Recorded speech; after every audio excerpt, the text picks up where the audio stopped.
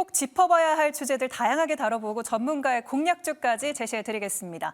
투자의 투는 오늘은 윤혜림 대표와 함께합니다. 어서 오세요. 안녕하세요. 네, 저희가 투눈에서 전거래일에 PSK홀딩스 매수해놓은 종목으로 소개를 해드렸었는데요. 하루 만에 두 자릿수 급등하면서 목표가 7만 5천 원을 달성했습니다. 그리고 윤혜림 대표님, 일주일에 한 번씩만 나오시는데 소개해주시는 종목마다 3주 연속으로 홈런을 쳤습니다. 잠깐 짚어보자면 5월 17일에 알테오젠과 삼양식품 매수해놓은 종목으로 제시해 주셨는데 둘 다 지금 목표가 웃돌고 있고요. 또 5월 24일에는 아이패밀리 SC 그리고 지난주에 PNT 소개해 주셨는데 둘 다 목표가를 달성했습니다. 특히 PNT는 오늘도 거침없이 오르고 있던데요. 오늘 공략주 기대해봐도 좋을까요? 너무 부담스러워서 오늘 공략주는 좀 천천히 갈 종목을 가져온 것 같아서 일단 PNT 보유자분들은 아무래도 지금 2차 전지 중에서도 이런 이제 선별적인 기업들이 지금 시세가 분출되고 있기 때문에 네. 뭐 보유자는 계속 가져가셔도 무리가 없을 것 같고 이제 신규 관점에는 사실 좀 부담이 있지만 뭐 조정 시에 매수를 하거나 혹은 이제 2차 전지 장비 업체인 뭐 하나기술 쪽을 같이 공략을 해보셔도 좋을 것 같습니다. 네, 한화기술 쪽을 함께 공략을 하거나 PNT는 보유자 영역에서 쭉 들고 가도 괜찮다라는 이야기까지 들어봤습니다. 네, 그러면 투자있는 투는 오늘 4가지 주제 열어보도록 하겠습니다. 네, 오늘은 반도체, 제약바이오, 그리고 방산, 그리고 마지막으로는 또 대왕고래 테마까지 짚어보도록 하겠습니다. 우선 첫 번째로는 애플보다 큰 엔비디아입니다. 엔비디아가 애플을 꺾고 시총 2위까지 올랐습니다. 애플은 작년 7월에 3조 달러에 등극을 했었는데 엔비디아가 1년도 채 되지 않아서 이걸 따라잡았습니다. 자료면 보시면요. 엔비디아가 올 들어서만 주가가 2.5배가량 올랐습니다. 5월 23일에 1,000달러를 넘어서고 나서 전일에 조금 주춤했음에도 불구하고 지금도 1,200달러 위에서 엔비디아 주가가 움직이고 있는 상황인데요. 이 엔비디아 덕분인 건지 아니면 대규모 수주 덕분인 건지 오늘 SK하이닉스는 20만 닉스를 재탈환을 했고요. 한미반도체도 16만 원 위에서 3거래일 연속 상승 랠리 달리고 있습니다. 우리 국내에서 HBM 관련주들의 전망 어떻게 보시는지요? 오늘 SK하이닉스와 한미반도체를 보면서 역시 공포의 매수를 하는 자만이 승리를 하는구나를 좀 느낄 수가 있더라고요. 네. 그래서 이제 SK하이닉스를 먼저 보자면 이제 지난 3월부터 이제 출하가 시작돼서 2분기가 매출액이 인식을 좀 예상을 기대를 하고 있습니다. 그래서 2분기에 이제 HBM3 비중이 HBM3를 상회하면서 이제 D램 믹스 개선이 발생될 전망이고요. 이제 수요일도 안정화가 되고 있는 국면이고 이제 AI 서버향 수요로 인해서 HBM 외에도 AI 학습 및 추론 시장 확대 과정에서 이 ESSD의 수혜 역시 지속될 전망입니다. 그래서 이제 수요 증가에 맞춰서 1분기부터 이제 가동률을 회복을 하고 이제 2분기에 낸드의 고부가 믹스 효과가 지속이 될 거라 뭐 HBM과 ESSD의 이런 경쟁력이 지금 유지가 될 것으로 예상을 하고 있습니다. 그래서 뭐 HBM뿐만 아니라 일본 레거시 수요가 확대가 이제 동반이 되면서 좀 실적 레버리지 효과가 극대화되는 구간이라서 당연히 이제 반도체 내에서 그리고 HBM 내에서는 SK하이닉스가 이제 최선호주다. 그래서 오늘 이렇게 20만 원을 다시 돌파하는 모습을 보면서 물론 이제 목표 주가는 더 열려 있기는 하지만 뭐 지금 접근하기에는 당연히 부담스럽고 다시 한 18만 원 정도대가 온다면 충분히 이 시점부터는 매수 관점이 유효하다라고 말씀드릴 수 있겠습니다. 네, HBM 관련주 중에는 SK하이닉스가 최선호주다. 18만 원대에 접어든다면 그 정도 조정이 나와준다면 그때 구간에서는 언제든 매수해도 된다라는 의견 들어봤습니다. 그리고 엔비디아에 가려지긴 했지만 파운드리 선두주자 TSMC 역시 주가가 60% 폭등했습니다. 보시는 것처럼 102달러대에서 160달러대까지 주가가 폭등했는데요. 이렇게 TSMC가 우상향함에 따라서 좀 관련주들, 우리 국내 수혜주들이 있을까요? 네, 그래서 오늘도 보니까 원익 QNC의 흐름이 굉장히 오랜만에 좋은 모습을 보여주고 있더라고요. 네. 그래서 이제 원익 QNC가 이제 2분기 영업이익이 한 353억 원 정도를 예상을 하고 있습니다. 그래서 이 쿼츠 부분이 실적 성장을 견인할 거다로 보고 있고요. 이제 반도체 소부장 이 쿼츠 관련 전문 기업이기 때문에 이제 세계의 좀 1위의 캐파를 확보하고 있는 긍정적인 모습을 볼 수 있습니다. 그래서 이제 2분기부터는 이 대만 법인의 이제 주요 이제 주요 고객사의 가동률을 회복을 하고 또 4나노미터 이하 첨단 공정형 이 신규 아이템 진입을 기대를 해볼 수가 있겠는데요. 결국 이제 반도체 산업이 내년, 내후년 이 메모리 반도체 캐파의 재개가 본격화가 되기 때문에 이제 이렇게 된다면 전공정, 좀 가려져 있던 전공정 투자 모멘텀이 강화될 것으로 보고 있어서 뭐 실적은 당연히 긍정적이다라고 볼 수 있겠고요.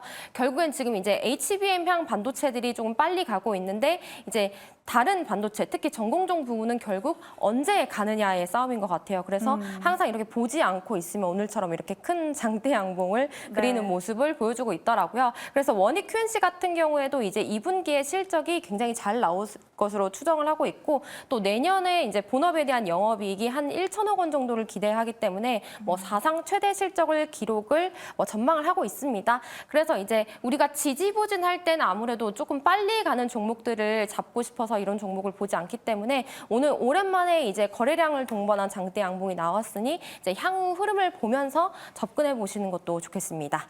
네, 그리고 반도체 하면 사실 디자인 하우스 관련한 종목들도 간간히 주목받고 있던데 그중에서 좀 바라보는, 눈여겨보는 종목이 있을까요? 네, 그래서 이제 에이징랜드 이제 신규 상장한 지 얼마 안 된 기업이죠. 네. 굉장히 시세를 잘 보여주다가 거의 지금 고점 대비 한 반 정도 빠진 상태에서 지금 다시 좀 방향을 잡아 나가는 것으로 보여주는데 이제 TSMC의 국내 유일한 디자인 하우스로 첫 미국에 진출을 했습니다. 그래서 미국이 이제 팹리스 시장의 한 70% 정도를 차지를 하고 있고 또 이제 지난달에 홍콩과 뭐 싱가포르에서 해외 기관 투자자 대상 첫 기업 설명회를 개최를 했다고 합니다. 그래서 뭐 삼성의 파운드리 수요 확대에도 긍정적인 영향을 줄 것으로 예상을 하고 있고 에이징랜드 또한 이제 작년보다 매출액과 영업이익 모두 좀 크게 증가할 것으로 전망을 하고 있어서 뭐 올해 실적 추정치도 굉장히 좋다라고 말씀드릴 수 있겠습니다. 그래서 지금 기술적인 위치로 봤을 때는 사실 찐 반등 여부를 지금은 단언할 수 없겠으나 충분히 이 부분도 이 종목 또한 예의주시할 필요는 있다라고 말씀드리고 싶습니다. 네, 알겠습니다. 원익 QNC와 에이징랜드 대응 전략까지 들어봤습니다. 네, 투자에는 오늘의 두 번째 주제 역시 확인해 보도록 하겠습니다. 두 번째 주제는요. 천장 없이 올라가는 알테오젠입니다. 엔비디아만 시총 2위에 올라선 게 아니죠. 저희 알테오젠도 코스닥 시총 2위에 등극을 했는데요. 아스코 이후로 연일 신고가 랠리를 펼쳐가고 있습니다. 알테오젠 그리고 3주 전에 대표님께서 매수해놓은 종목으로도 소개해 주시고 목표가 위에서 지금 계속 고공행진하고 있는데 어떤 애널리스트들은 뭐 30만 원 이상 목표 주가 내다보더라고요. 대표님은 어떻게 보십니까? 아무래도 갈돔갈 장세이기 때문에 지금 제약바이오도 이제 금리 인하가 조금 이제 다시 긍정적인 모습을 보여주면서 좀 좋은 시그널이 보여줘서 아무래도 이제 알테오젠이 제약바이오의 이 대장주이기 때문에 더 갈 수 있는 여력은 충분하다라고 말씀드릴 수 있을 것 같습니다. 그래서 최근 이제 열린 이 글로벌 3대 암학회 미국 아스코에서 알테오젠이 이제 미국 머크와의 이 독점 계약 체결한 이 키트루다의 피하 주사 제형이 좀 부각된 영향으로 지금 계속 연일 상승하는 모습을 보여주고 있죠. 그래서 머크와 이 로열티를 포함해서 한 1조 4천억 원의 규모의 독점 계약을 체결을 했고 또 올해 9월에 삼상 종료 및 허가 신청을 앞두고 있습니다. 그래서 국내 바이오텍이 이룬 계약 중 가장 많은 매출액을 달성할 계약이라서 더더욱 좀 기대되는 부분이 있는 것 같고요. 그리고 이제 주가 상승의 이런 가치 대부분이 이 키트루다 SC에 대한 미래 가치가 좀 반영이 됐다라고 말씀드릴 수 있겠습니다. 그래서 뭐 이제 앞으로는 추가적인 기술 이전에 따라서 좀 기업 가치가 더욱더 계단식으로 상승할 전망이라서 뭐 목표 주가는 충분히 이제 30만 원을 바라보고 좀 더 상승 여력이 있다. 지금 외국인과 기관의 매수세도 좋은 모습을 보여주고 있죠. 네. 그래서 이 부분 또한 이제 보유자는 당연히 즐거운 마음으로 더 들고 가고 이제 신규 매수는 같은 경우는 지금 양봉일 4일 연속 출회가 되고 있기 때문에 네. 조금이라도 조정이 온다면 내가 대장을 잡고 싶다면 좀 신규 매수 관점도 조심스럽게 접근해 보는 것도 좋겠습니다. 네, 수급 동향도 좋다. 주가가 많이 치솟고 있지만 보유자 영역이긴 하지만 그래도 조금 주가가 주춤할 때 신규 매수 좀 강한 마음을 가지고 접근해 볼 만은 하다라고 이야기해 주셨습니다.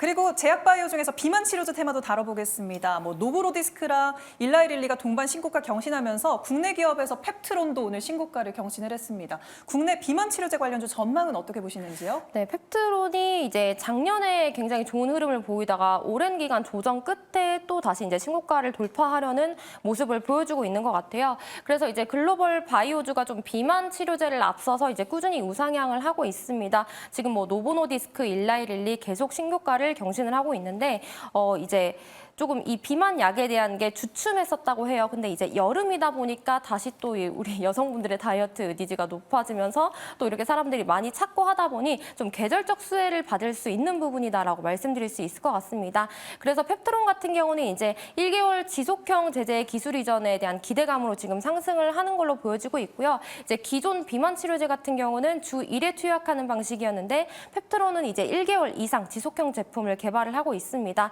그래서 최근 글로벌 업체들과 이제 물질 이전 계약을 맺으면서 좀 기술 이전에 대한 기대감을 키우고 있어서 좋은 흐름 보여주고 있는 것 같고요.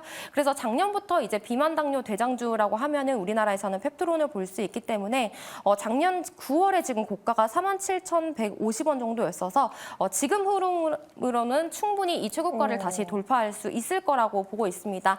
이제 단 많이 올랐기 때문에 이 부분도 조정 시 매수 관점 혹은 이제 트레이딩 전략으로 접근해 보시면 좋겠습니다. 네, 정말 온 사람들이 다 여름에 살 고민이 많죠. 펩트론 같은 경우에 작년 9월에 찍은 그 최고가를 뚫어낼 수 있길 기대해 보도록 하겠습니다. 네, 그러면 투자에는 투는 세 번째 주제도 한번 열어보겠습니다. 하반기엔 방산주 좀 담아볼까? 요즘 화장품이나 음식료처럼 미국발 모멘텀 있는 종목들이 이제 불기둥을 뽑는 시장인데 하반기부터는 방산도 미국발 수혜를 받아서 쭉쭉 업황 기대감이 전망되고 있습니다. 제가 조사한 바로는 뭐 LIG 넥스원, 한국항공우주, 뭐 하나에어로스페이스 등 굵직한 방산 기업들이 미국에 진출할 걸로 기대가 되고 있는데요. 대표님이 눈여겨보시는 또 다른 모멘텀들이 좀 있나요? 요즘 시장을 보니까 거의 정말 미국이 쥐락펴락하는 장 같아요. 그래서 맞아요. 이제 방산 같은 경우에는 지금은 조금 약할 수 있지만 내가 이제 하반기를 바라보고 모아나가는 관점이라는 저는 충분히 긍정적으로 바라보고 있습니다. 뭐 미국발 수혜 관련 업종이 지금 투자가 몰리고 있고 화장품에 이어서 방산도 지금 덕분에 기업 가치 상향을 예상을 하고 있어서 뭐 동유럽, 중동 그리고 아시아 태평양 지역과 다르게 미국의 수출 규모는 한 1,000조 원 규모의 무기 시장이기 때문에 뭐 하반기를 바라보고 당연히 접근 가능하다라고 말씀드릴 수 있을 것 같고요. 그리고 이제 방산에서는 가장 대장이었던 지금 하나 에어로스페이스를 먼저 보려고 합니다. 그래서 2분기에 이제 폴란드 수출 물량 인도와 함께 성장을 할 전망이고요. 이제 수주 잔고가 추가 수출 품목 더해지면서 한 30조 원을 넘어섰습니다. 이제 하나 에어로스페이스가 굉장히 주가 흐름이 좋다가 이제 1분기 실적이 조금 기대에 못 미치는 모습을 보여줬어서 네. 이제 경쟁 심화에 대한 우려감 때문에 지금 조금 주가가 빠지는 모습을 보여줄 수가 있었는데요. 그런데 이제 하반기에 인적 불만도 마무리가 되고 또 방위 산업에 대한 역량이 더 집중되는 효과가 나타날 것으로 긍정적으로 보고 있습니다. 그래서 다시 2분기부터는 좀 수주 잔고도 뚜렷해지고 그렇기 때문에 지금 차트를 보시면은 그래도 지금 주가가 하락을 하다가 이제 최근 21선을 회복을 하면서 다시 지지하려는 모습을 보이고 있어서 충분히 이 흐름대로라면 전고점 25만 원 이상은 돌파할 수 있다. 긍정적이다라고 말씀드릴 수 있겠습니다. 네, 방산. 오늘 주제가 하반기엔 방산주 담아볼까인데 여기에 예스라는 답변을 제시해 주셨네요. 그러면 전도 유명한 방산 기업들이 미래 먹거리로 뭐 우주항공 그리고 UAM, 우리가 흔히 드론택시라고 하죠. 이쪽을 좀 노리고 있던데 관련주들 전망은 어떻게 보시는지요? 그래서 이쪽도 조금 많이 빠지긴 했더라고요. 그런데 네. 전망은 뭐 너무 좋으니까 네. 이제 조금 인내할 수 있는 힘만 있다면 이런 기업들을 모아나가는 게 좀 좋을 것 같다라고 말씀드릴 수 있을 것 같고요.